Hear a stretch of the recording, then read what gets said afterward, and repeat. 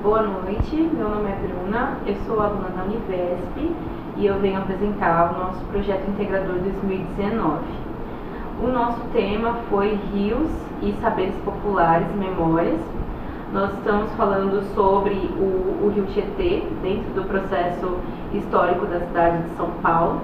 Como o tema do projeto integrador foi falar sobre a questão temporal, né, e nós associamos a questão da história e da geografia dentro da nossa temática.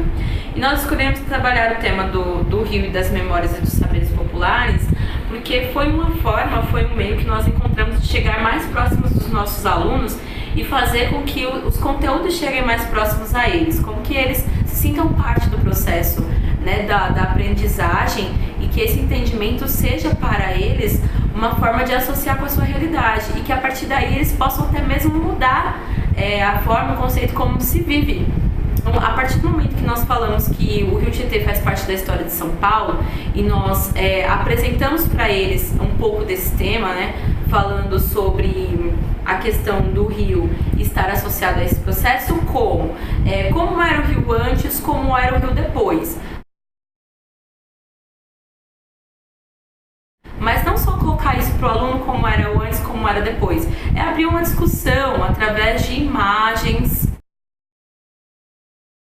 de fotografias, de vídeos. Então tem um documentário que fala sobre os rios invisíveis, que foi muito interessante também.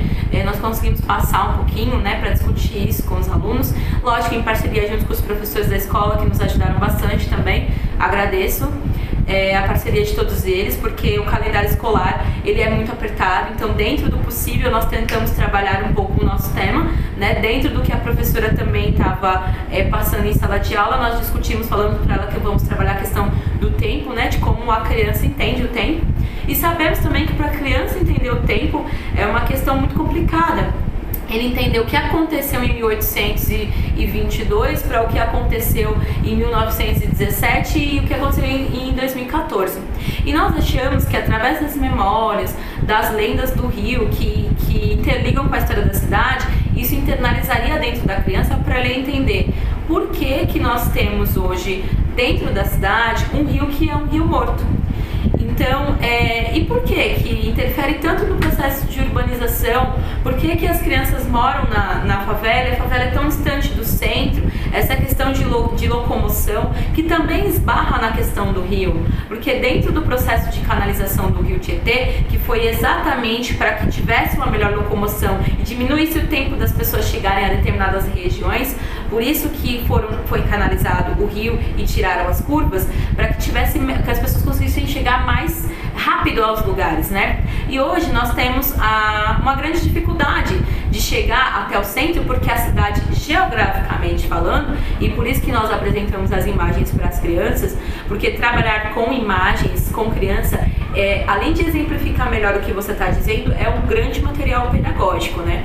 Então, quando nós mostramos a imagem do rio antes, a imagem do rio agora, e discutimos sobre esse processo, nós levantamos diversas questões. E algumas perguntas me chamaram muita atenção, como, por exemplo, professor, eu quero entender o porquê o rio ficou morto. Porque quando você fala para a criança que algo morreu, que não existe mais, porque nós vivemos numa cidade onde temos rios mortos, né, que não são água potável, nós não podemos nadar ali, e desperta dentro da criança o interesse de entender o porquê que esse rio foi morto. E a partir daí, nós conseguimos explicar todo o processo histórico da construção da cidade. A criança consegue entender que aquilo faz parte do cotidiano de vida dela, o porquê que ela vive nessas condições, o porquê que o rio está nessas condições. Então, esse processo de memórias, de buscar memórias, por exemplo, que nós discutimos com as crianças, os bairros, a questão regional, né? A questão geográfica, regional de distribuição das regiões. Como que nasceram os bairros, né? E os seus pais? Como que seus pais contam que era o bairro antigamente? Então você faz um processo de história oral com as famílias, né? As famílias trazem relatos, pode-se criar um diário para escrever as histórias das memórias, né? E apresentar isso dentro de um trabalho. Então, muito interessante, nós conseguimos coletar muitas informações com as crianças e foi muito participativo esse processo, muito interessante. e despertou realmente a curiosidade dos alunos de entender o porquê. E nós fomos levantando diversas hipóteses, teorias e, claro, dentro do conteúdo da história, realmente fatos, relatos e estudos que comprovam, né, as mudanças que passaram na cidade de São Paulo, o processo de urbanização e poluição do rio, que nós discutimos o que com as crianças? Que tudo cai no rio. Os córregos vão para o rio, o esgoto vai para o rio. Então, é uma questão de indústrias que despejam poluentes dentro dos rios. Então, são várias questões que tornam o rio poluído e por isso ele não pode ser utilizado de forma alguma para que seja, por exemplo, forma de lazer, que é o que mais falta nas comunidades, né? O que os alunos questionaram bastante quando nós falamos sobre isso. Nós não temos espaço de lazer, né? E aí, o rio poderia ser um espaço de lazer, mas se ele fosse um espaço de lazer, será que seria acessível por conta dessa questão geográfica de localização? Então é muito interessante você apresentar essas problemáticas para as crianças, porque aí desenvolve a questão de saber, querer procurar o porquê que isso acontece.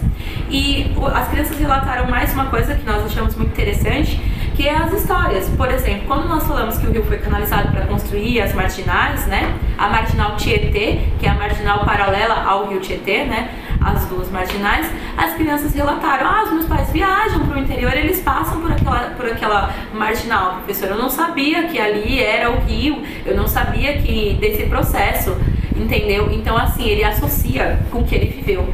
E isso é muito importante quando a gente fala de tempo e história. Ele já está associando a uma memória que ele teve de um outro momento que ele viveu, ele está associando a um tempo onde o rio era de uma forma e depois ficou de outra, mas que quando o rio foi canalizado não foi no tempo dele, mas que hoje ele passa ali e ele entende esse processo, o porquê que isso aconteceu. E para que os pais dele, aquilo é muito importante, por conta da questão de locomover.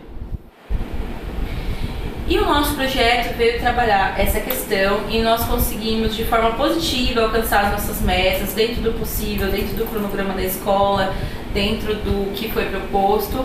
Então nós saímos muito satisfeitos nesse processo, percebemos que as crianças também saíram satisfeitas. E, enfim, o que nós queríamos também, que era fazer com que as crianças assimilassem o conteúdo à sua realidade e despertasse neles o interesse de pesquisar, de procurar e entender todo um processo histórico e geográfico da cidade da onde eles vivem.